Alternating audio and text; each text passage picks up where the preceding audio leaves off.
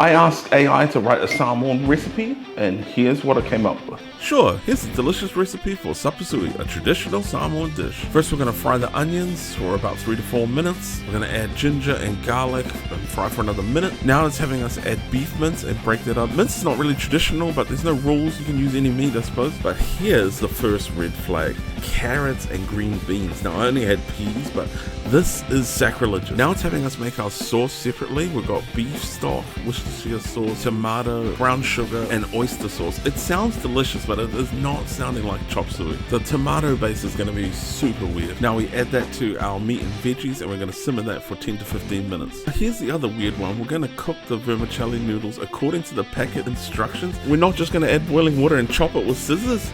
So drain the noodles, and we're going to add that to our mix and stir well. And at this point, it's looking like Chopsuey. Now we're going to serve the Samoan Sapasui, and we're going to add spring onions if desired. Now here's the thing. It doesn't taste like Sapasui. It's like a weird mix of Sapasui and spaghetti bolognese. Is AI better at making Sapasui than Samoans? No. Did I still eat the whole bowl? Yes. Verdict. Don't listen to the AI guy. I'm going to do Tongan food next. Follow me for more. Okay, love you. Bye.